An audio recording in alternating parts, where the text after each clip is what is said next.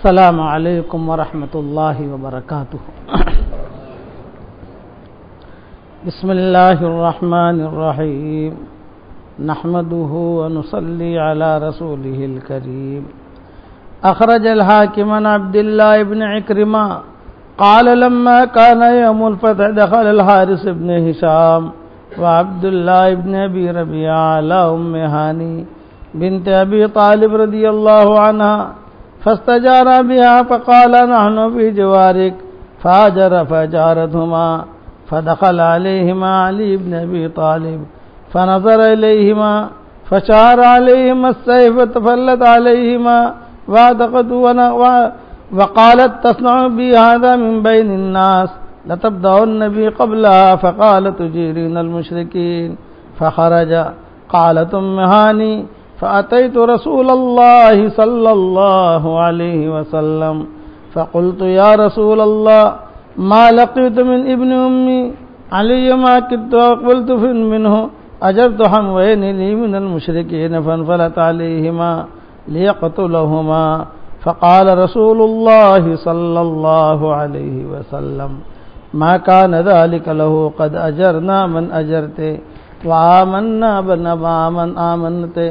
فرجعت إليهما فأخبرتهما فانصرفا إلى منازلهما فقيل لرسول الله صلى الله عليه وسلم الحارث بن هشام وعبد الله بن أبي ربيعة جالسان في ناديهما متضلين في الملل مزعرفرا. فقال رسول الله صلى الله عليه وسلم لا سبيل إليهما قد آمناهما.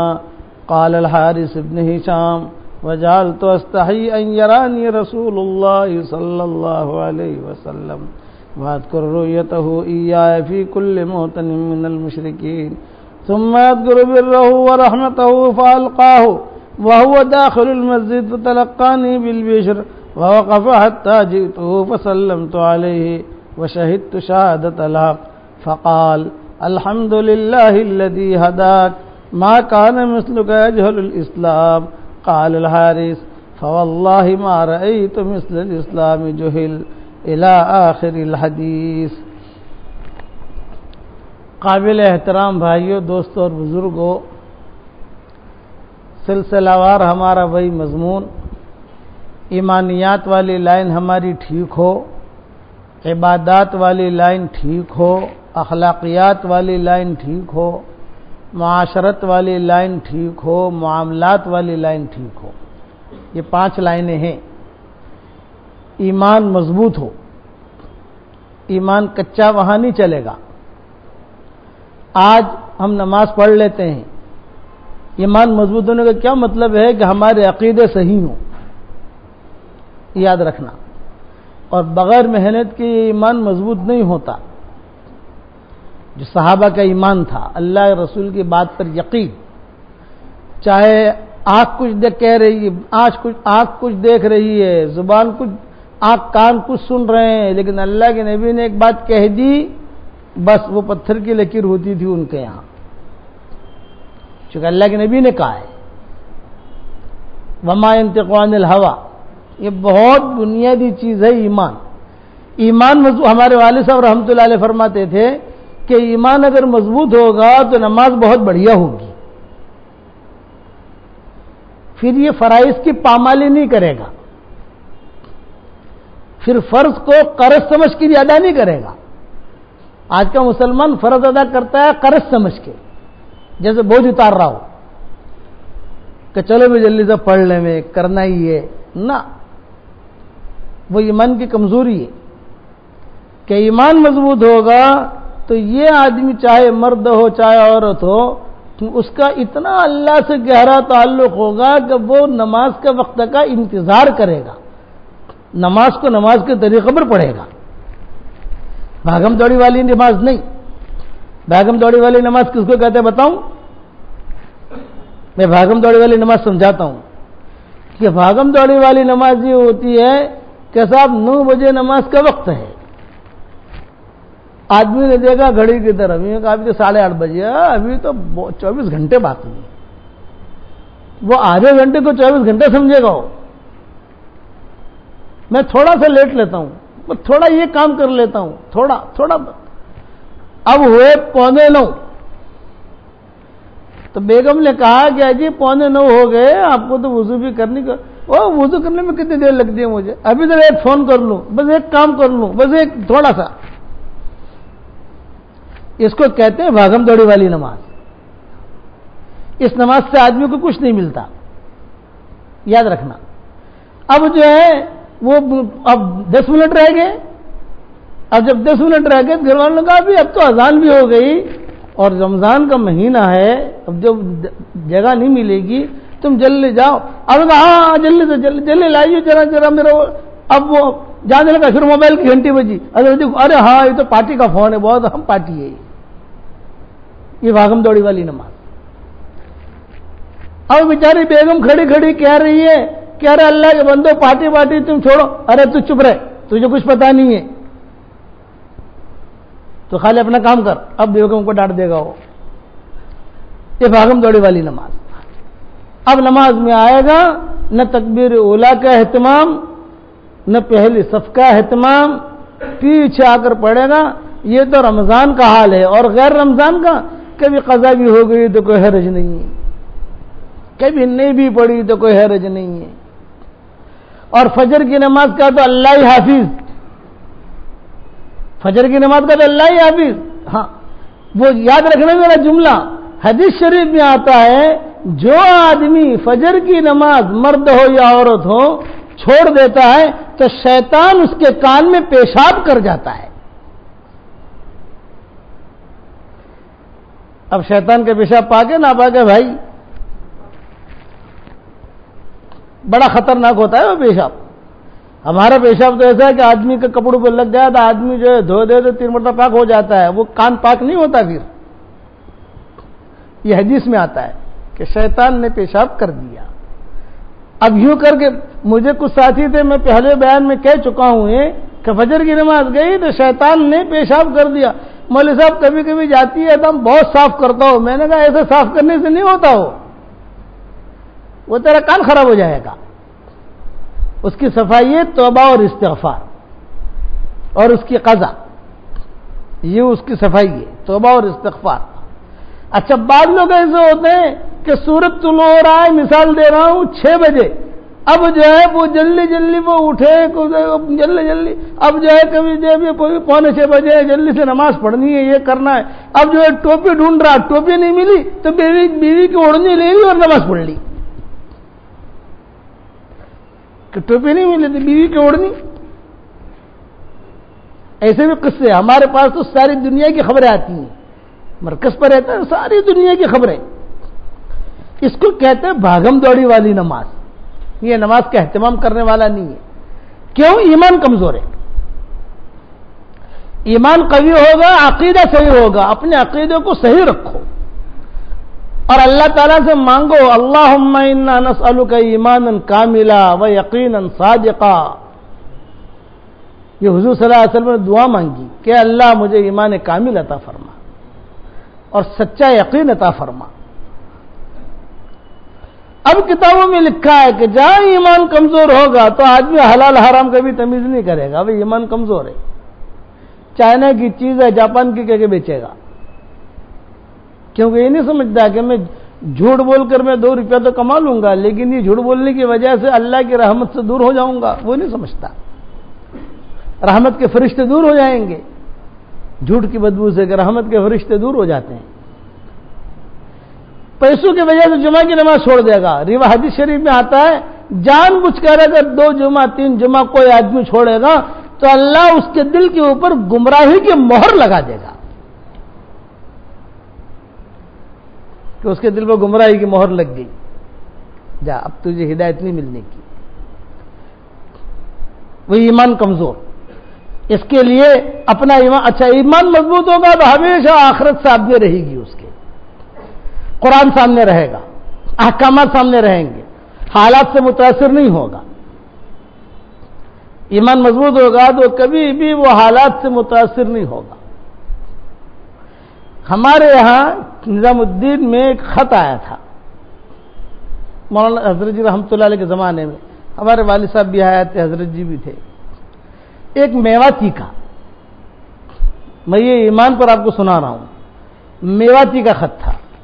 اس نے یوں کہا، میواتی رہے کہ مولوی صاحب میں جماعت میں نکلا، جماعت میں نکل کر میں نے اپنا ایمان کی مشق کیا. ہمیشہ یاد رکھو کہ روزانہ یہ جو میں نے آپ سے کہا نا کہ اپنا کفن خود خریدو، ایک نسخہ بتایا نا آپ کو، الحمدللہ لوگوں نے خریدنا شروع کر دیا، ہمیں خبریں آئی عورتوں نے بنانا شروع کر دیا. اپنا کفن خود خریدو اور خود سے رکھو اور خود روزانہ دیکھو تو غفلت دور ہوگی. موت سامنے رہے گی، آدمی ڈرے گا، آدمی کہے گا کہ ہاں صاحب موت سامنے ہے، تو آدمی ہر وقت جو ہے خوف. اچھا کفن خریدنے اس کا مطلب یہ نہیں ہوتا کہ آدمی جلدی مر جائے گا. موت کا تو وقت جب آئے گا تب آئے گا، جو وقت ہے سب کا وہی ہے. لیکن اپنی زندگی کو بدلنے کے ارادے کرو. اس پر میں ایک قصہ سناتا ہوں. وہ بیچارہ بیل گاڑی چلانے والا میواتی، ایک بچہ جو ہے وہ کھیلتے کھیلتے اس کی بیل گاڑی کے نیچے آ گیا، بچہ مر گیا. اب کیس ہوا تو وکیل نے یوں کہا کہ دیکھو اب تجھے میں یعنی کامیاب کروا دوں گا، بس تو خالی اتنا کہنا کہ میری بیل گاڑی کے نیچے نہیں مرا ہے، اتنا کہنا تو بس. جو اتنا کہنا میری بیل گاڑی کے نیچے نہیں مرا ہے، وہ تو کھیل رہا تھا، کوئی چیز گر گئی مر گیا. یہ وکیل نے کہا. تو اس نے حضرت جی رحمت اللہ علیہ سے پوچھا کہ حضرت میں کیا کروں، ہمارے والد صاحب رحمت اللہ علیہ بھی تھے. تو حضرت نے اور ہمارے والد صاحب نے دونوں نے جواب دیا کہ نہیں بھی جھوٹ کیوں بولنا، جھوٹ کیوں بولنا. یہ کہا ہاں بھائی میں نے جان بوجھ کر تو ایسے مارا نہیں ہے بھائی، میں تو بیل گاڑی لے کے جا رہا تھا، وہ کھیلتا کھیلتا شرارت کرتا کرتا دوڑا آیا، وہ نیچے آ گیا مر گیا. لیکن اتنا کہہ دینا جج کو کہ اس کو میں نے نہیں مارا ہے، اس کو اللہ نے مارا ہے، میری بیل گاڑی کے نیچے مارا ہے. ٹھیک ہے حضرت. الصدق ینجی والکذب یہلک، یاد رکھنا سچائی نجات دیتی ہے اور جھوٹ ہلاک کرتا ہے. جھوٹ کا کیا مطلب خالی زبان کا جھوٹ نہیں ہوتا، نماز کا جھوٹ بھی ہوتا ہے کہ جھوٹی نماز پڑھے آدمی کہ اس کی کوئی خوشبو، اسے کچھ پتہ ہی نہیں ہے کہ میں سجدہ کر رہا ہوں، امام صاحب کیا پڑھ رہے ہیں، کچھ پتہ نہیں. یہ جو 2 پاروں کا میں نے ترجمہ کیا نا، آخری 2 پاروں کا، بھائی قرآن شریف تو الف لام میم سے شروع ہوتا ہے، تو میں نے الف لام میم سے کیوں نہیں کیا؟ بھائی قرآن شریف تو الف لام میم سے شروع ہوتا ہے. آدمی تھوڑا سوچے ذہنی اعتبار سے کہ بھئی یہ 2 پارے آخر کے مولانا نے کیوں کیے. یہ میں نے جو ہے تقریباً 8-9 مہینے میں 2 پاروں کا ترجمہ پورا ہوا ہمارا، اور اب جو ہے چھپ کر آیا، 1-2 دن میں انشاءاللہ آ جائے گا چھپ کر. تو میں کہہ رہا ہوں کہ 2 پارے آخری کیوں لیے؟ اس کی وجہ ہے کہ عام طور سے ہمارے ماحول میں، ہندوستان، پاکستان، بنگلہ دیش میں، ہمارے ماحول میں نمازوں کے اندر امام لوگ جو قرات پڑھتے ہیں وہ 29 اور 30 میں سے پڑھتے ہیں. عشاء مغرب کی نماز میں وہی پڑھتے ہیں، عشاء کی نماز میں وہی پڑھتے ہیں، فجر کی نماز میں وہی پڑھتے ہیں. تو میں نے موٹے موٹے حروفوں سے، کھلے کھلے حروفوں سے آسان کر کے، اتنا آسان کر کے ترجمہ میں نے کر کے دے دیا. اپنے مقدمے میں لکھا ہے کہ میں نے اتنا آسان کر کے ترجمہ تمہیں لکھ کر دے دیا ہے، کل قیامت کے میدان میں یہ مت کہنا کہ کسی نے اتنا آسان نہیں کیا تھا. یہ بھی حجت رہے گی کہ قیامت کے میدان میں تم نہیں کہہ سکتے کہ اس سے آسان کوئی کر ہی نہیں سکتا. زنجبیل کا ترجمہ میں نے ادرک سے کیا. سونٹ بھی عام آدمی سونٹ نہیں سمجھے گا، چلو ادرک، یا وہ اس قول فیہا کاسن کان مزاجھا زنجبیلا، کہ ایسا پیالہ جنت میں پلایا جائے گا کہ جس میں ادرک کا مزہ آئے گا. ادرک تو تم لوگ سمجھتے ہو نہیں سمجھتے بھائی؟ میواتیوں کو سنا ہے، میواتیوں کو ہمارے یہاں بھی یہ سنو پڑھو، کیسا تمہیں سمجھ میں آتا ہے نہیں آتا. اس کی وجہ یہ ہے تاکہ نماز میں خشوع خضوع آئے. امام کیا پڑھ رہا ہے وہ پتہ چلے. اب امام پورا قرآن پڑھے گا تو آپ نہیں سمجھ سکتے ہو، آپ کو اتنا علم نہیں ہے. لیکن یہ ترجمہ اگر دھیان سے آپ پڑھو گے انشاءاللہ تو ترجمہ حفظ یاد ہو جائے گا، ترجمے کے ساتھ ساتھ جو ہے قرآن بھی 2 پارے بھی حفظ ہو جائیں گے آپ کو۔ تو ہمارے والد صاحب رحمۃ اللہ علیہ بیٹھے ہوئے تھے، مولانا سید خان صاحب رحمۃ اللہ علیہ، حضرت جی، والد صاحب، یہ سب بڑے لوگ تھے، اللہ نے ان سے بڑے کام لیے۔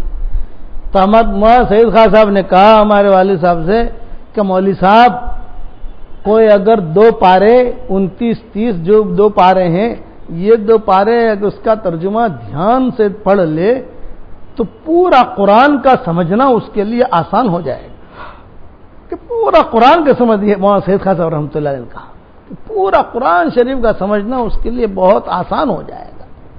اچھا، میں نے اس کی تشریح نہیں کی ہے، زندہ رہے تو انشاءاللہ تشریح بھی کریں گے۔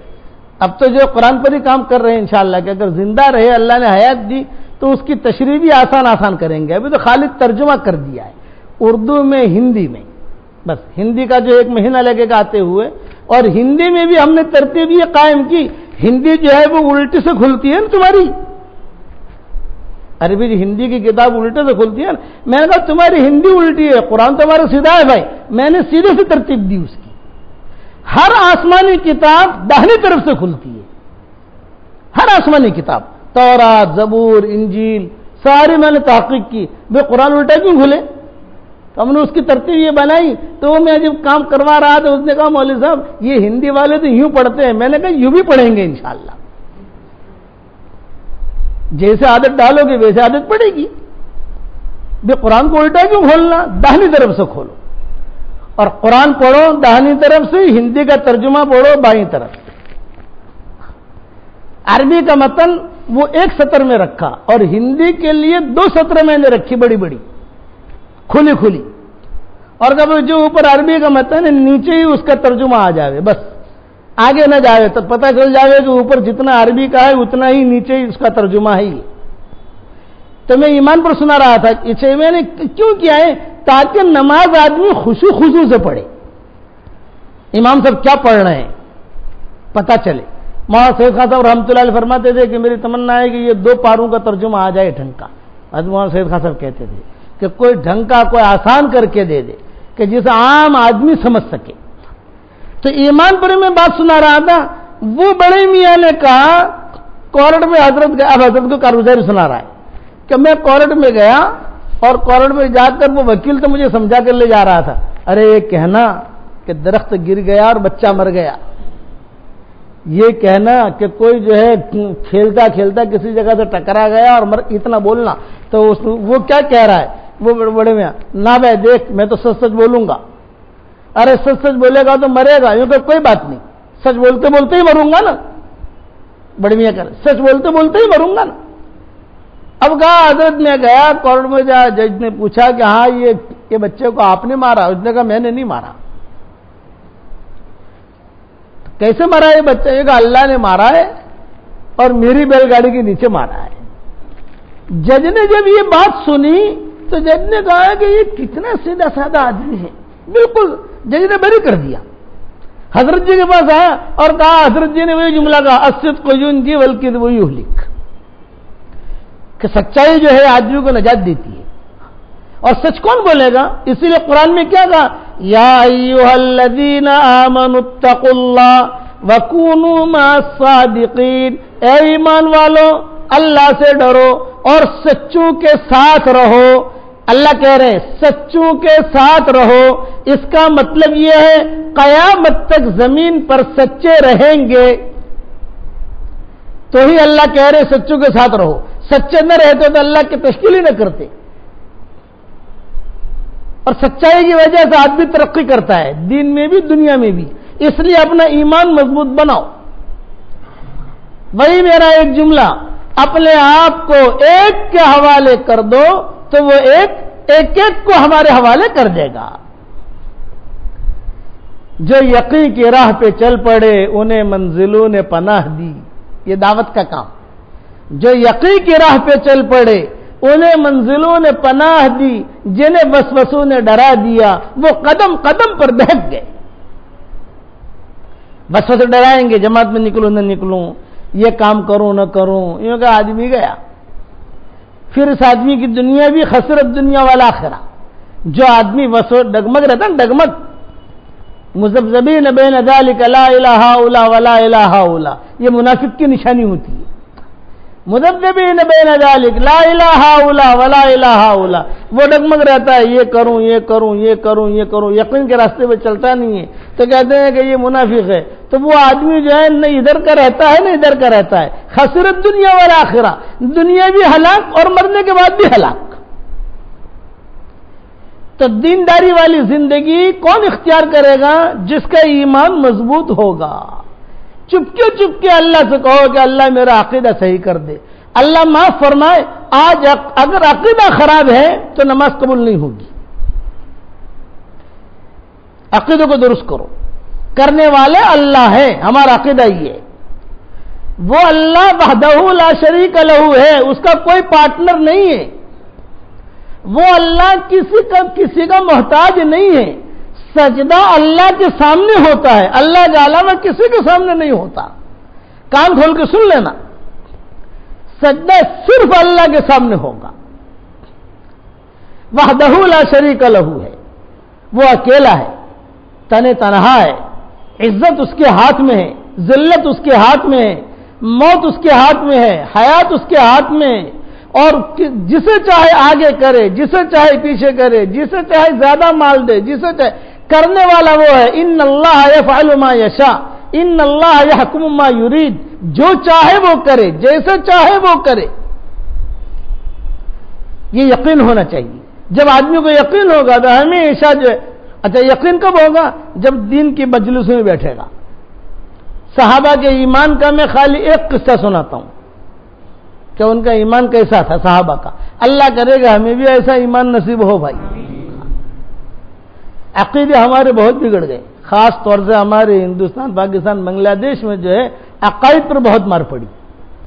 عقائد کہ عقیدہ کا عمل سے یہ بھی تو ٹھیک ہے، یہ بھی تو ٹھیک ہے.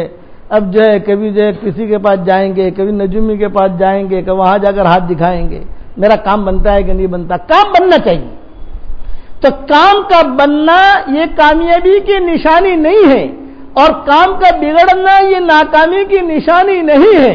ہر حال میں اللہ کا حکم کا پورا ہونا یہ کامیابی کی نشانی ہے، اللہ کا حکم کا ٹوٹنا یہ ناکامی کی نشانی ہے. کام بنا، آپ کی بلڈنگ بن گئی، لیکن اللہ ناراض ہوا تو، آخرت خراب ہوئی تو، آپ نے 10 کروڑ روپے جمع کر دیے لیکن آپ کی قبر خراب ہو گئی تو یہ 10 کروڑ کیا کام دیں گے؟ آپ نے بہت مال جمع کر دیا لیکن آپ نے اپنی آخرت خراب کر دی تو یہ مال کیا کام دے گا؟ آخرت میں کام دے گا مال؟ آدمی جب دنیا سے جاتا ہے تو کیا کچھ پیسے ویسے لے کے جاتا ہے؟ کفن لے کے جاتا ہے، اور نیکیاں اس کے ساتھ جو ہوتی ہیں وہ نیکیاں جاتی ہیں. تو اس پر میں ایک قصہ سناتا ہوں. ایمان کسے کہتے ہیں؟ حضرت علی رضی اللہ تعالیٰ عنہ کو حضور صلی اللہ علیہ وسلم نے ہجرت کے وقت میں اپنے مکان میں لٹایا تھا. حدیث شریف میں آتا ہے جب حضور ہجرت کر کے تشریف لے جا رہے تھے تو حضرت علی کو کہا، علی میں تو جا رہا ہوں مدینہ، یہ مکان ہے، یہاں قریش کی امانتیں ہیں. حضور کے پاس قریش امانتیں رکھواتے تھے. اتنا صادق الامین سمجھتے تھے، لیکن نک کی وجہ سے یہ مانتے نہیں تھے. یہود نے حضور کو کیوں نہیں مانا؟ نک کی وجہ سے کہ یہ بھائی نبوت تو بنو اسماعیل میں چل رہی تھی اور یہ قریش میں کیسے نبی آ گیا؟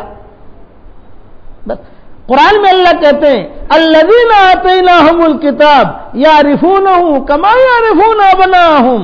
پیارے نبی جی جن کو ہم نے کتاب دی ہے، یعنی یہود، نصارہ، تورات، زبور، انجیل، سب یہ آپ کو ایسا جانتے ہیں جیسا اپنے بیٹے کو جانتے ہیں. جب اپنے بیٹے کو جانتے ہیں کہ میرا بیٹا ہے، ویسے جانتے ہیں کہ آپ اللہ کے نبی ہیں. اتنا جانتے تھے.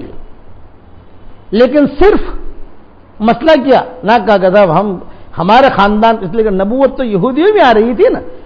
بھی موسیٰ علیہ السلام، عیسیٰ علیہ السلام، ابراہیم علیہ السلام، یہ سارے کے سارے جو ہیں 70,000 انبیاء بنو اسرائیل میں آئے ہیں. یہ پٹہ جو ہے نا شام، فلسطین، جارڈن، بیت المقدس، یہ پٹے کو مبارک پٹہ کہتے ہیں. بارک نہ حولہ، 70,000 انبیاء ایک ایک وقت میں کئی ہزاروں نبی. اچھا اس زمانے میں انبیاء ایک ایک گاؤں میں آتے, نبی ایک ایک گاؤں میں آتے تھے. بمبئی کا ایک نبی, دہلی کا ایک نبی, سورت کا ایک نبی, نوساری کا ایک نبی, یہ ترتیب تھی. کافۃ للناس, سب کے لیے کوئی نبی نہیں آتا تھا, ٹکڑے ٹکڑے. جیسے بمبئی میں 2 نبی ہو گئے, بھئی یہ حصہ ہو گیا, بڑا علاقہ ہے, بھئی اس طرح کا یہاں کا ایک نبی سنبھال رہا ہے, دوسرا نبی سنبھال رہا ہے, یہ ترتیب ہوتی تھی. حضور صلی اللہ علیہ وسلم کو اللہ نے نبوت دی اور یہ اعلان کر دیا کہ قل یا ایھا الناس انی رسول اللہ الیکم جمیعا. آپ کہہ دو کہ مجھے تو اللہ نے تم سب کی طرف نبی بنا کے بھیجا ہے. تو حضور صلی اللہ علیہ وسلم جو نبی ہیں وہ مشرکین کے بھی نبی ہیں, یہود نصارہ کے بھی نبی ہیں, سب کے نبی ہیں. اور یہ مشرکین جو ہے یہ بھی امتی ہے حضور کے, ہم اکیلے امتی نہیں ہیں. بھئی ہم امت اجابت دے گا, ہم نے یہ قبول کر لی بات, انہوں نے بات قبول نہیں کی. فرق اتنا ہے. اب وہ بھی کہہ دیا کہ سارے کے سارے جو ہے یہ پوری دنیا کی طرف, امریکہ میں جتنے لوگ ہیں سب کے نبی حضور صلی اللہ علیہ وسلم ہیں, افریقہ میں جتنے لوگ ہیں سب کے نبی حضور صلی اللہ علیہ وسلم ہیں. بس ان کے یہاں خالی فرق, یہ جتنے بھی اہل کتاب ہیں لا الہ الا اللہ کو تو مانتے ہیں, بھی کرنے والا اللہ ہے تو مانتے ہیں. فرق اتنا ہے محمد رسول اللہ, بس کہ محمد اللہ کے نبی ہیں, اس کو یہ لوگ نہیں مانتے تھے. اسی لیے ان کے زمانے میں قصے ہوتے تھے. حضور مکہ مکرمہ میں, مدینہ منورہ میں یہود نصارہ یہ لوگ کافی رہتے تھے. مدینہ منورہ میں تو یہودی بہت ہوتے تھے, بنو قریظہ, بنو نذیر, بنو قینقاع, بڑے بڑے ان کے علاقے تھے, بڑی بڑی ان کی زمینیں تھی, بڑی بڑی ان کی زمین ہے مدینہ منورہ کے اندر. اچھا وہ آ کر ٹھہرے, ان کو پتا ہے کہ ہماری کتابوں میں لکھا ہے کہ نبی یہاں آئے گا, تو وہ نبی کے انتظار میں رہتے تھے. ایک یہودی لڑکا تھا, یہ حضور صلی اللہ علیہ وسلم سے بہت محبت کرتا تھا, بہت حضور کے پاس آتا, حضور کی خدمت کرتا, حضور صلی اللہ علیہ وسلم کو بہت. تو اب اس کا انتقال کا وقت آیا تو حضور کی خدمت میں آتا تھا, تو حضور صلی اللہ علیہ وسلم گئے وہاں, بھئی دیکھیں کیا حال ہے اس کا, کافی میرے پاس آتا ہے جاتا ہے. تو حضور صلی اللہ علیہ وسلم نے اس کو دعوت دی, کتابوں میں لکھا ہے کہ بھئی دنیا سے جا رہا ہے. اتنا یاد رکھنا کہ کوئی بھی مشرک ہو, بے ایمان ہو, مرتے وقت بھی اگر کلمہ پڑھ لے گا تو یہ کلمہ بھی اس کو نجات دے دے گا, کہ زندگی بھر کے گناہ. کلمہ ایک اتنی بڑی چیز ہے کہ ان الاسلام یہدم ما کان قبلہ, یہ ہماری شریعت میں بہت بڑی چیز ہے کلمہ, ایمان. ان الاسلام یہدم ما کان قبلہ, یہ ہمارے کرنل امیر الدین جو تھے حیدرآباد کے, یہ برٹش کے زمانے میں کرنل تھے اور بڑا ان کا مقام. ہمارے والد صاحب رحمۃ اللہ علیہ کا ہاتھوں یہ لگے, یہ کرنل صاحب, ہمارے والد صاحب رحمۃ اللہ علیہ ان کا قصہ ان کے سامنے ہی بیان کرتے تھے. اور برٹش کے زمانے میں بہت اللہ نے ان کو ایک درجہ دیا تھا. تو والد صاحب رحمۃ اللہ علیہ فرماتے تھے, یہ میں کلمے پر سنا رہا ہوں کہ اللہ نے جو ہمیں ایمان دیا ہے نا, اپنے آپ کو فقیر مت سمجھو. اللہ نے ہمیں قرآن دیا ہے, قرآن والا فقیر نہیں ہوتا. اللہ نے نماز دی ہے, نماز والا فقیر نہیں ہوتا. اللہ نے ہمیں روزہ دیا ہے, اللہ نے ہمیں اسلام دیا ہے, ہم بہت بڑے مالدار ہیں. لا الہ الا اللہ محمد رسول اللہ صلی اللہ علیہ وسلم. آدمی چلتے پھرتے اس کا ورد کرتا رہے اور دل میں اللہ سے کہے, اے اللہ مجھے تجھ سے محبت ہے. 4 محبتیں یاد آ گئی بھائی, 4 محبتوں کا دعویٰ اللہ کے سامنے خود کرو. اے اللہ مجھے تجھ سے محبت ہے, تیرے نبی سے محبت ہے, تیرے دین سے محبت ہے, تیرے قرآن سے محبت ہے. اے اللہ تو مجھے دین پر چلنے کی توفیق دے. تو ایک کرنل صاحب کا میں قصہ سنا رہا کلمے پر, اور اسی قسم کا قصہ حضور کے زمانے میں ہوا یہودی کے ساتھ, چونکہ دونوں قصوں کی ایک تھوڑی سی کڑی مل رہی ہے. تو کرنل صاحب رحمۃ اللہ, ان کا بھی انتقال ہو گیا کرنل صاحب کا. والد صاحب رحمۃ اللہ علیہ فرماتے تھے کہ حیدرآباد میں کوئی اجتماع تھا, وہ اجتماع میں ہمارے والد صاحب اور قاضی عبدالوہاب یہ دونوں گئے. جب وہاں گئے تو وہاں بڑا مجمع, پھر جو ہے ملی پلی جو وہاں کا مرکز ہے وہاں پر بھی گئے. وہاں جا کر جو ہے لوگوں نے اکرام کیا. پھر لوگوں نے کہا کہ مولوی صاحب یہاں کرنل امیر الدین ہیں, بڑے لوگوں میں ہیں, اور صاحب ان کا بڑا مقام ہے حیدرآباد میں, اگر آپ ان کی ملاقات کے لیے چلیں, خصوصی ملاقات کے لیے. ابا نے کہا ٹھیک ہے. والد صاحب رحمۃ اللہ علیہ فرماتے تھے کہ ہم ان کے گھر پر گئے, دستک دی تو ایک بچہ نکلا تقریباً 10-12 سال کا, اور بچے نے دیکھا کہ مولوی صاحب ہے, تو بچہ جو ہے وہ واپس آیا گھر میں, اور کرنل صاحب سے کہا کہ ابا کہا یا دادا کہا, جو بھی یوں کہا کہ وہ مولوی صاحب ہیں جو رات کو بیان کیا تھا اجتماع میں, وہ آئے ہیں. کرنل صاحب نے بھی اندر سے دیکھا کہ ہاں کھڑے. تو کرنل صاحب نے اس بچے سے کہا جاؤ کہہ دو ڈیڈی گھر میں نہیں ہے, ڈیڈی گھر میں نہیں ہے. اب بچہ تو مرفوع القلم ہوتا ہے نا, جیسے مجنون مرفوع القلم ہوتا ہے, اس پر کوئی قلم نہیں چلتی مجنون پر, کہ مجنون پر کوئی قلم چلے, قلم مرفوع القلم ہے. خواب میں کوئی آدمی شادی کرے تو شادی ہو جاتی ہے بھائی, ارے بتاؤ تو صحیح ہو جاتی ہے. خواب میں کوئی آدمی نے کہا کہ میں نے سودا کر لیا تیری زمین کا, پیمنٹ دے دیا, تو یہ خواب میں ایک آدمی ہمارے حضرت رحمۃ اللہ علیہ کے پاس آیا, یہ کہا کہ حضرت میں نے خواب دیکھا ہے کہ آپ نے جو ہے مجھے خلافت دے دی اور میں لوگوں کو بیعت کر رہا ہوں. حضرت نے کہا بہت اچھا, خواب میں بیعت کرتے رہنا. حضرت نے کہا خواب میں بیعت کرتے رہنا.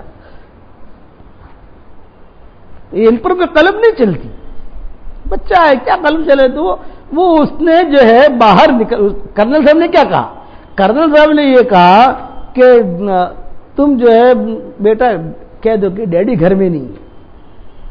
باہر نکلا, مولوی صاحب ڈیڈی کہتے ہیں کہ ڈیڈی گھر میں نہیں ہے. کرنل صاحب نے سن لیا. بعض مرتبہ بعض اوقات ایسے ہوتے ہیں بعض بچے وہ ہدایت کا ذریعہ بن جاتا ہے. وما یعلم جنود ربک الا هو, ہدایت کا ذریعہ بن گیا. یہ جملہ ابراہیم ابن ادہم کو ہدایت کیسے ملی؟ باندی کے ذریعے سے, کہ باندی روزانہ جو ہے بستر لگاتی تھی, بہت پھولوں کا بستر. اس زمانے میں بادشاہوں کے نخرے بہت ہوتے ہیں, جس کو اللہ بہت مال دیتا ہے تو نخرے بھی بہت ہوتے ہیں. اور بعض لوگ جو ہے وہ تو یعنی وہ اپنے نخروں میں چلتا ہے آدمی کو, اللہ نے مال دیا ہے. تو ابراہیم بن ادہم کا نخروں میں سے ان کا ایک نخرہ یہ تھا کہ وہ بستر پر لیٹتے تھے تو ان کے لیے صرف پھولوں کا بستر سجایا جاتا تھا, پھول بس, نیچے بھی پھول, بیچ میں بھی پھول, اوپر بھی پھول, اور بہترین پھولوں کی ایک اور باندی تھی. وہ باندی بہت اچھی طریقے سے سجاتی تھی. اس زمانے میں باندیاں ہوتی تھی, ہمارے زمانے میں باندیاں نہیں ہیں کہ باندی ہوتی تھی. تو باندیاں جو ہے گھر کا کام کرتی تھی, گھر کا کام کر کے اس کو جو ہے سجاتی تھی. تو کتابوں میں لکھا ہے کہ باندی بہت تھکی ہوئی تو باندی کے دل میں یہ بات آئی کہ ہو میں جو ہے ابھی تو آنے میں حضرت کو آنے میں 10 منٹ 15 منٹ باقی ہے, بادشاہ کو میں تھوڑی دیر لیٹ لوں, دیکھوں کیسا لگتا ہے, کیسے خوشبو آتی ہے. لیٹی, تھکی ہوئی تھی, خراٹے لینے لگی. تھکن میں آدمی کو نیند جلدی آتی ہے, وہ تھکی ہوئی تھی تو خراٹے لینے لگی. جہاں خراٹے لے رہے سو گئی, اسے پتہ ہی نہیں کیا ہو رہا ہے. ابراہیم بن ادہم آ گئے, ان کی بیوی آ گئی. دونوں جب آئے تو دونوں نے دیکھا کہ وہ ہو سبحان اللہ, جاریہ باندی کو کہتے ہیں, جاریہ مکان الزوجہ, یعنی بیوی کی جگہ باندی لیٹی ہے. بے باندی کا درجہ نیچا اور بیوی کا درجہ اونچا. بیوی جو ہے یہ بیوی ہے, اس کا درجہ بہت اونچا ہوتا ہے, اور باندی ہے وہ نوکرانی ہے ایک قسم کی. تو سبحان اللہ, جاریہ مکان الزوجہ. غصہ آیا ہی نہیں, غصہ آیا تو فوراً جو ہے ایک لاٹھی کہیں باہر سے منگوائی, اور یہ سوئی ہوئی بیچاری. انہوں نے جو ہے وہ لاٹھی لی اور 5 لاٹھیاں زور زور سے ماری اسے. جہاں ماری تو اس نے آنکھیں کھولی, اور آنکھ کھولنے کے بعد کتابوں میں یہ لکھا ہے کہ وہ آنکھ کھولتے ہی ہنسی, اور ہنس کر جو ہے وہ نیچے اتری. بادشاہ نے کہا کہ سبحان اللہ, اخطات ثم تضحک, بھئی تو نے قصور کیا اور قصور کرتے تو ہنس رہی ہے. ماذا سبب الضحک, ہنسنے کی کیا وجہ, ماذا سبب الضحک, تو اس نے بہت بھولے پن میں جواب دیا، بھولے پن میں، اور یوں کہا باجا سلامت مجھے تو ہنسی اس پر آئی کہ میں 5 منٹ لیٹی، 5 لکڑیاں میں نے کھائی، جو پوری رات لیٹتا ہوگا کتنی لکڑیاں پڑیں گی اس کو، اور کتنے سالوں سے لیٹتا ہے کتنی لکڑیاں پڑیں گی اس کو۔ بس یہ بات جو ہے ابراہیم بن ادہم کے دل پر چوٹ کر گئی، وہ ان کی ہدایت کا وقت تھا۔ تو بچے کا کہنا کہ ڈیڈی کہتے ہیں ڈیڈی گھر میں نہیں ہے، یہ کرنل صاحب کی ہدایت کا وقت تھا۔ جملے ہوتے ہیں بعض وقت اللہ کی طرف سے ہدایت جو گھومتی رہتی ہے، دل کی کھڑکی کھولی تو وہ ہدایت داخل ہو جاتی ہے، اور اگر دل کی کھڑکی بند ہے تو آدمی حرم میں طواف کرے گا تو بھی ہدایت نہیں ملے گی، دل کی کھڑکی بند ہے تیری۔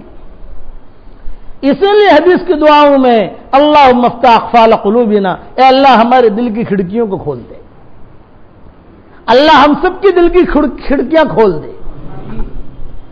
اب ابراہیم بن ادہم کو یعنی عبداللہ بن مبارک کو جو ہدایت ملی ایک بڑھیا کی وجہ سے۔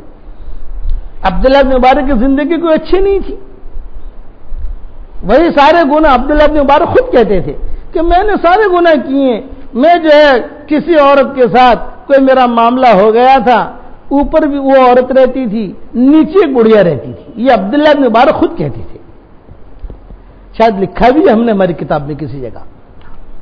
تو عبداللہ بن مبارک کہتے تھے کہ میں اوپر جا رہا تھا، اوپر چڑھتے چڑھتے کوٹھے کے اوپر بدکاری کے لیے وہ عورت اوپر کھڑی تھی، میں اوپر جا رہا تھا، اوپر جا رہا، نیچے ایک بڑھیا جو ہے وہ تہجد پڑھ رہی تھی، اور تہجد میں ایک آیت زور زور سے پڑھ رہی تھی، الم یعن للذین آمنوا ان تخشع قلوبهم لذکر اللہ، ایک ہی آیت۔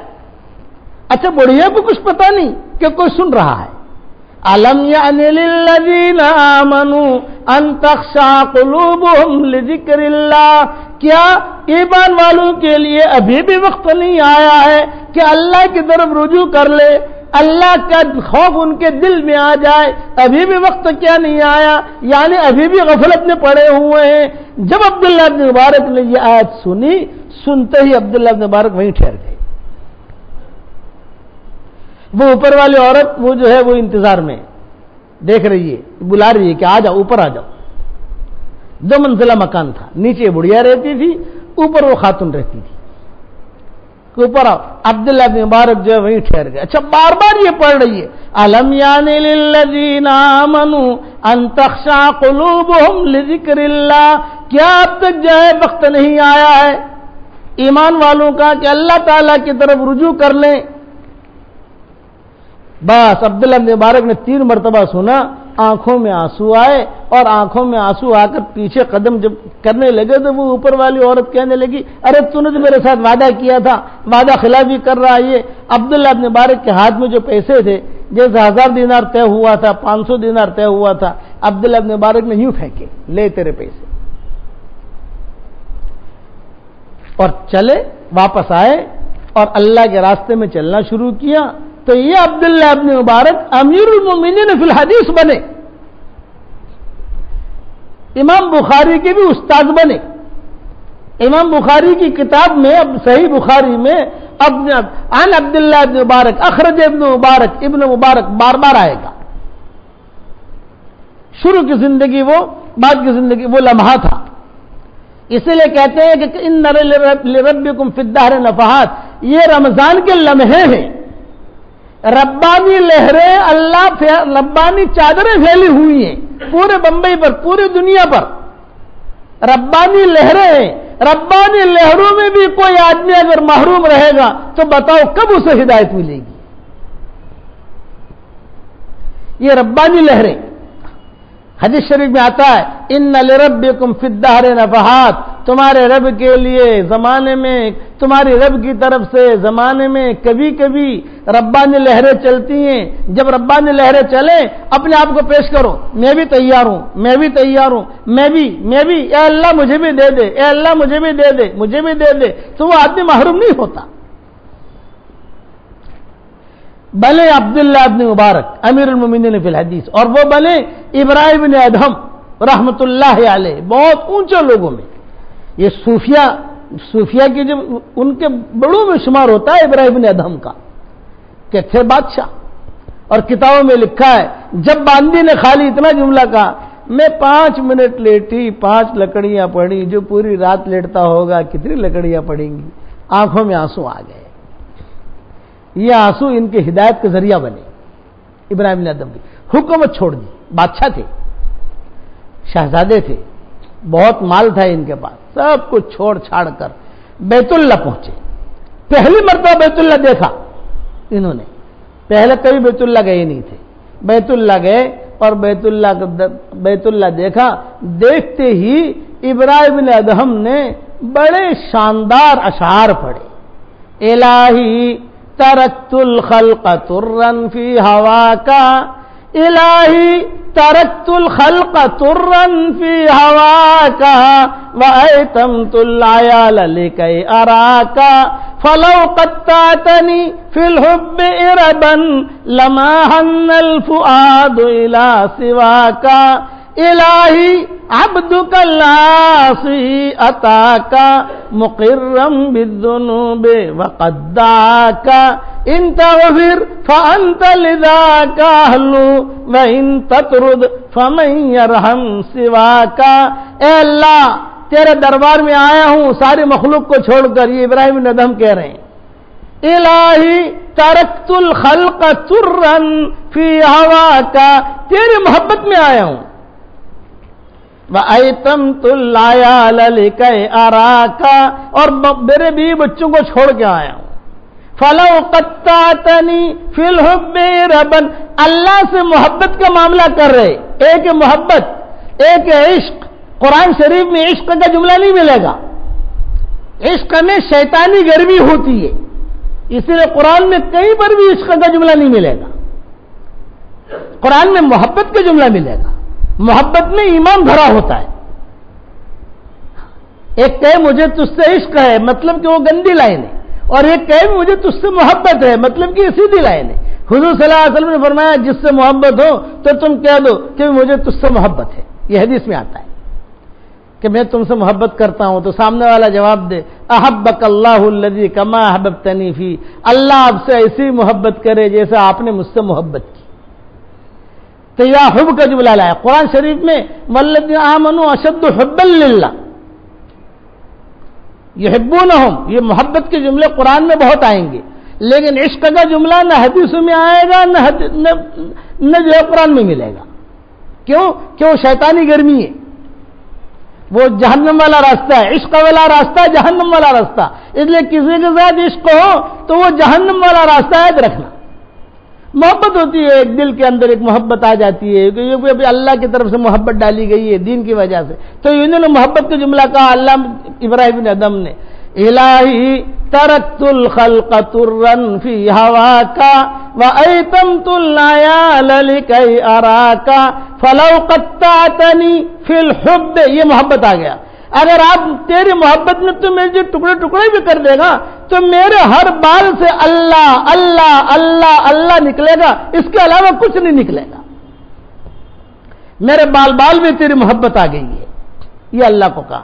پھر ایک جملہ کہا الہی عبدک العاصی اتاک، اے اللہ تیرا گنہگار بندہ تیرے دربار میں آیا ہے، الہی عبدک العاصی اتاک مقرم بالذنوب وقد دعاک، اپنے گناہوں کا اقرار کرتے ہوئے آیا ہوں، اے اللہ اگر تو معاف کر دے گا تو اس کا حل ہے، اور اگر تو نے مجھے معاف نہ کیا اور دھکا دے دیا تو تیرے دروازے کے علاوہ دوسرا دروازہ نہیں ہے، میں تیرے دروازے پر ہی پڑا رہوں گا۔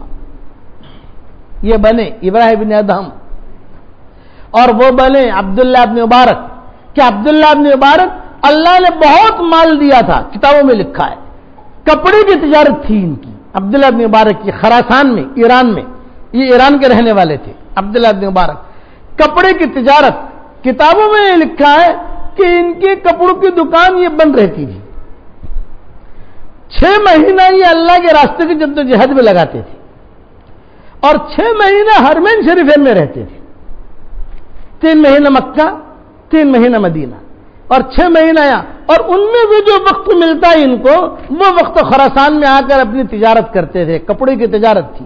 حدیث شریف میں آتا ہے کہ جنت میں کوئی کاروبار نہیں ہوگا، اگر جنت میں کاروبار ہوتا تو کپڑے کا ہوتا یا عطر کا ہوتا۔ یہ حدیث میں یہ دو کپڑوں میں یہ دو کاروباروں میں اللہ نے برکت بہت دی ہے، کپڑا یا عطر۔ تو ان کی تجارت جو ہے کپڑوں کی تھی، عبداللہ ابن مبارک کی۔ ان کا جو ہے دکان بند رہتی تھی، باندیاں، یہودی باندیاں، غلام یہ لائن لگا کے کھڑے رہتے تھے۔ بھئی کیوں کھڑے ہو؟ کپڑا خریدنا ہے۔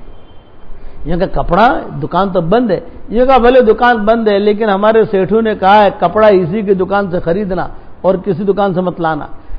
تو لوگوں نے کہا ارے یہ تو 3 مہینے تک دکان بند رکھتا ہے، پتہ نہیں کب کھولے گا۔ یہ کہا جب بھی کھولے گی لیں گے اسی کی دکان سے۔ بھئی کیوں؟ یہ کہا اس کی دکان سے اس وجہ سے لیں گے کہ اس کی دکان سے کپڑا نکل کر ہمارے گھروں پر آتا ہے اور ہمارے گھروں میں سل کر ہمارے بدنوں پر آتا ہے، ہمیں ایمان کا نور محسوس ہوتا ہے۔ یہ تجارت تھی عبداللہ ابن مبارک کی۔ مکہ مدینہ جب جاتے تھے تو وہاں کے بڑے بڑے جتنے علماء ہوتے تھے سب کا خرچہ یہ اٹھاتے تھے، سب کا خرچہ، وہاں کی بیواؤں کا، وہاں کے یتیموں کا، تو وہاں کی بیوائیں، وہاں کے یتامہ یہ عبداللہ ابن مبارک کا انتظار کرتے کہ یہ عمرے کے لیے کب آئے گا، اور خوب پیسہ خرچ کرتے تھے لوگوں کو، جیسے امام ابو حنیفہ ویسے ہی عبداللہ ابن مبارک۔ پہلی زندگی کیسی تھی وہ وقت آیا۔ میں اس لیے قصہ سنا رہا ہوں کہ یہ رمضان کا مہینہ یہ بھی ربانی لہروں کا مہینہ ہے، مغفرت کا عشرہ چل رہا ہے، جمعہ کی رات ہے، اور اس وقت ہمیں اپنے آپ کو اللہ کے سامنے خوب سجدہ کر کے اللہ کے سامنے معافی مانگ لو۔ بدبخت ہے وہ آدمی، بدبخت ہے وہ عورت کہ رمضان کا مہینہ گزر جائے اور اپنے گناہوں کو معاف نہ کرا سکے، غفلت میں وقت گزار دے، یہ کا بدبخت ہے، وہ سعید نہیں ہے۔ یہ ربانی لہریں، وہ ربانی لہروں میں اللہ نے ان کو بھی ہدایت دی تھی، تو اللہ مجھے آپ کو ہدایت نہیں دے گا؟ بڑے بڑے لوگوں پر خرچ کرتے، خوب اللہ کے راستے کی نقل و حرکت میں لگے رہتے عبداللہ ابن مبارک۔ ایک مرتبہ مکہ مکرمہ گئے تھے یہ، تو وہاں ایک بہت بڑے عالم تھے، بہت بڑے بزرگ، ان کا نام تھا فضیل ابن عیاض۔ یہ ہمیشہ عابد الحرمین سے ان کا لقب مشہور تھا، حرمین شریفین کی عبادت کرنے والے، نام تھا فضیل ابن عیاض۔ یہ بھی کسی زمانے میں ڈاکو تھے، اللہ نے ان کو ہدایت دے دی، بن گئے فضیل ابن عیاض رحمت اللہ علیہ، بڑے اونچے لوگوں میں۔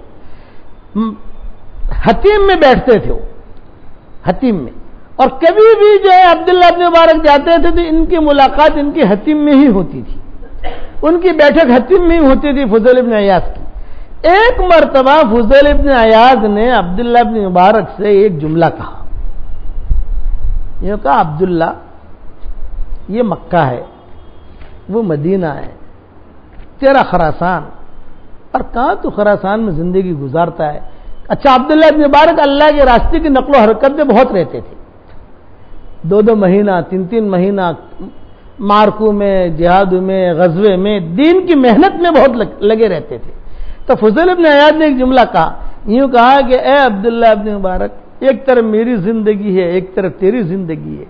میری زندگی کیسی ہے کہ 6 مہینہ مکہ میں رہتا ہوں، 6 مہینہ مدینہ میں رہتا ہوں، مکہ مکرمہ میں رہتا ہوں تو خوب طواف کرتا ہوں، خوب عمرے کرتا ہوں اور خوب عبادت کرتا ہوں، جب تھک جاتا ہوں تو میں اپنے گھوڑے کو لے کر تھوڑی سی سیر کر لیتا ہوں، مدینہ میں رہتا ہوں تو ریاض الجنہ میں ہی پڑا رہتا ہوں، مکہ میں رہتا ہوں تو یہ حتیم میں ہی پڑا رہتا ہوں، کتنی اچھی زندگی ہے، اور جو ہے اللہ مجھے روزی یہاں پہنچا دیتا ہے، حاجت کے لیے باہر جاتا ہوں، اور ایک طرف تیری زندگی ہے کہ کبھی جو ہے کسی ملک کسی جگہ ہے، کبھی کسی جگہ۔ میری رائے یہ ہے، یہ فضیل ابن عیاض نے کہا، میری رائے یہ ہے کہ تو بھی مکہ مدینہ آ جا۔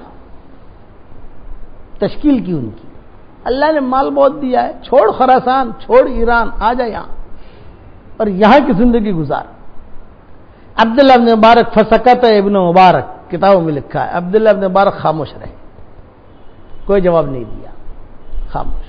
ٹھیک ہے حضرت، ٹھیک ہے، ہمیشہ یاد رکھنا، بڑا آدمی اگر کوئی بات کرے تو آدمی خاموشی اختیار کرے، پٹ پٹ پٹ پٹ پٹ اس کا جواب نہ دے، خاموشی. بڑا آدمی ہے، بڑے کے دربار میں کہہ رہا ہے، حرم ہے. عبداللہ ابن مبارک خاموش رہے. پھر عبداللہ ابن مبارک آئے خراسان اور قافلے عمرے کے لیے جاتے تھے. ایک قافلے کے ساتھ ایک خط بھیجا عبداللہ ابن مبارک نے. کس کے نام؟ فضیل ابن عیاض کے نام. اور کہا کہ فضیل ابن عیاض تم کو ملیں گے حتیم میں، جا کر میرا سلام کہنا، اور سلام کہہ کر میرا ایک خط ان کو پہنچا دینا. اس خط میں کیا لکھا تھا؟ یا عابد الحرمین لو ابصرتنا، یا عابد الحرمین لو ابصرتنا لعلمت انک فی العبادت تلعب. او حرمین شریفین کی عبادت کرنے والے یعنی فضیل ابن عیاض، اگر تو ہماری زندگی کو دیکھ لے تو تجھے ایسا لگے گا کہ تو اپنی عبادت میں کھیل رہا ہے، کہ تو کھیل رہا ہے تیری عبادت میں.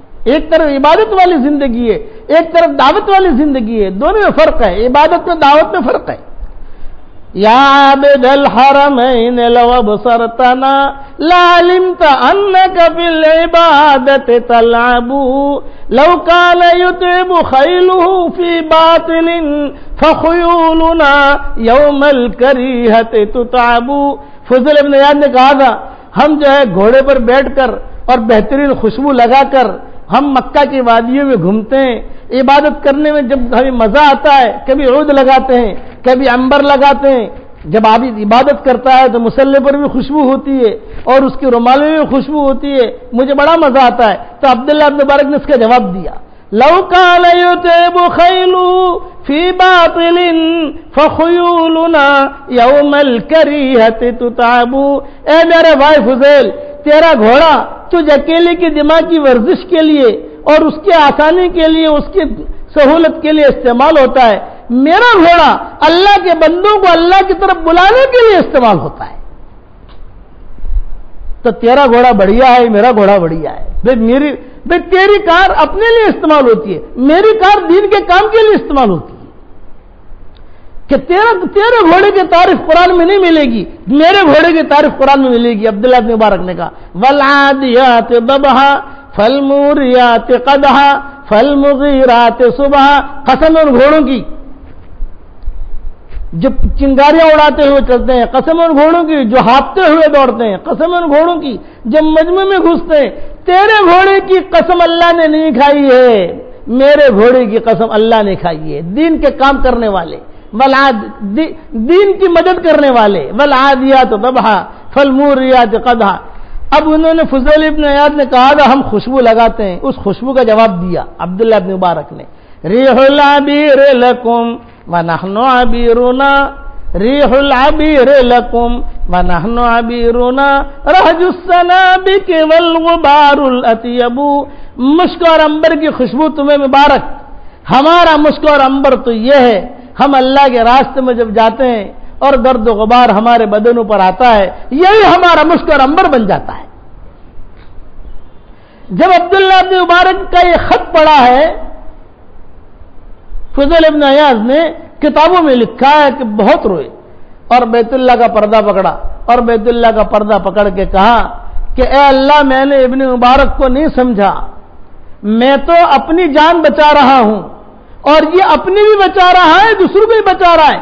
صرف عبادت کرنے والا وہ ایسا ہے جیسے تیرنے والا ہے، تیرنے والا اپنی حفاظت کرتا ہے، اور اللہ کے بندوں کو اللہ کی طرف بلانے والا جو داعی ہوگا اس کی مثال کشتی والے کی ہے. کشتی والا اپنی بھی حفاظت کرتا ہے، دوسروں کی بھی حفاظت کرتا ہے. یہی عبداللہ ابن مبارک جب ان کا انتقال کا وقت آیا تو انہوں نے اپنی بیوی کو بلا کر وصیت کی، اور جو بھی ان کے رشتہ دار تھے کہ دیکھو جب میرا انتقال ہو جائے تو تم جو ہے اینٹیں جو قبر میں رکھو گے باہر سے مت لانا، گھر کے کونے میں نے اینٹیں رکھی ہیں وہ میرے قبر میں رکھنا.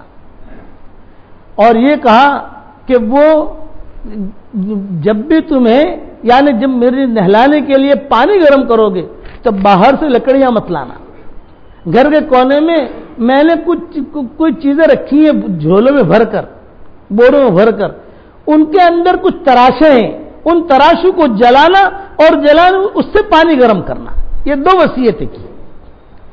اینٹیں باہر سے مت لانا، گھر کے کونے میں نے اینٹیں رکھی ہیں، وہ اینٹیں جو ہے وہ ڈال دینا اس میں، اور مجھے پانی گرم کرنے کے لیے ظاہری بات ہے کہ لکڑی کی ضرورت پڑے گی، اس زمانے میں گیس تو ہوتا نہیں تھا، تو وہ لکڑی کو باہر سے مت لانا، کچھ تراشے قلم کے رکھیں، وہ تراشے جو ہے وہ اس کو جلانا، میرا پانی گرم کرنا۔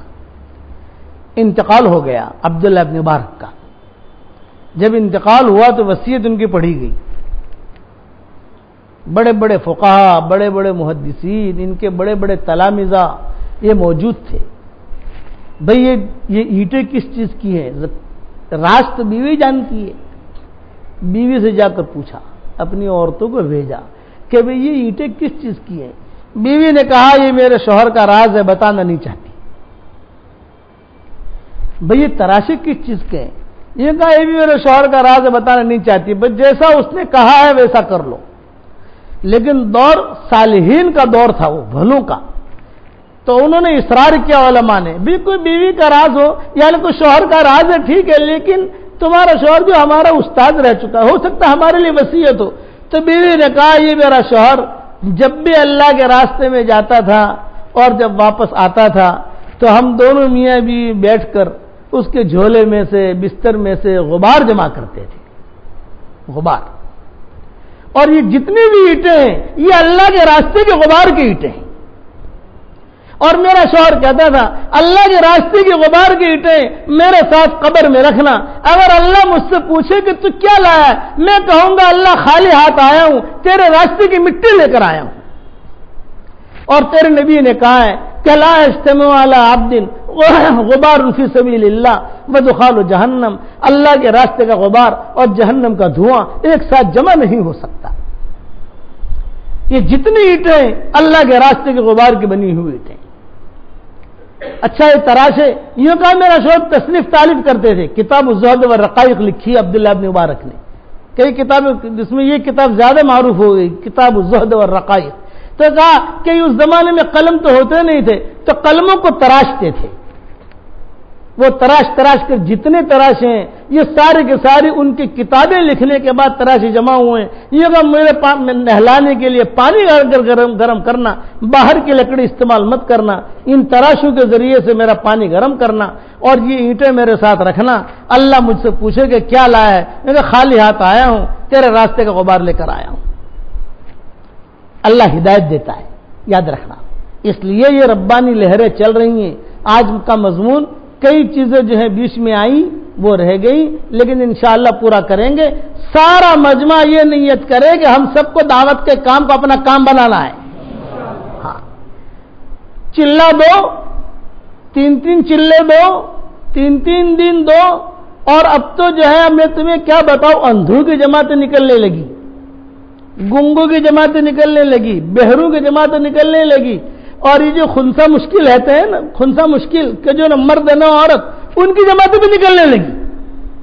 بتاؤ، اب تو یہ جماعتیں بھی نکلنے لگی، عمرہ کی جماعتیں نکلنے لگی، تو آپ اور ہم کب تک نہیں نکلے گا؟ سارے نیت کرو مبارک رات میں کہ انشاءاللہ دعوت کے کام کو اپنا کام بنائیں گے، کہو انشاءاللہ۔ اللہ تعالیٰ عمل کرنے کی توفیق عطا فرمائے۔ بقیہ تفصیل انشاءاللہ کل پوری کریں گے۔ آسٹریلیا والا قصہ رہ گیا، جنت کا تذکرہ بھی رہ گیا۔ دیکھو آج کی رات ہے شب جمعہ، درود شریف بہت پڑھنا ہے، پڑھو گے انشاءاللہ؟ ہاں، مغرب تک جو ہے اتنا درود پڑھو، اتنا درود پڑھو، اتنا درود، جتنا ہے نا اٹھتے بیٹھتے اللہم صلی علی محمد، اللہم صلی علی محمد، اللہم صلی علی محمد پڑھو گے انشاءاللہ۔ ہاں، اب تو شب جمعہ ہے، اب جمعہ کا ہمارا وقت شروع ہوگا۔ سورہ کہف بھی پڑھ لینا، سورہ دخان بھی پڑھ لینا۔ سورہ دخان پڑھو گے تو 70,000 فرشتے جو ہے دعائے مغفرت بھی کریں گے، اور اب سورہ کہف پڑھو گے تو نور ملے گا۔ اور جو ہے ادھر ادھر بالکل مت جانا، یہ رات بہت برکت والی رات ہے۔ آج کی رات مکہ میں بدر کی رات ہے، اور ہمارے یہاں کل کی رات بدر کی رات ہے، سمجھے؟ تو بدر کی رات کا ایک مقام ہے ہماری شریعت میں، آپ سمجھے گے نہیں کہ یہ تو وہاں کے اعتبار سے آج کی رات ہے، یہاں کے ہمارے اعتبار سے کل ہے، تو اس لیے درود شریف بہت پڑھنا، پڑھو گے انشاءاللہ۔ اللہ عمل کرنے کی توفیق عطا فرمائے۔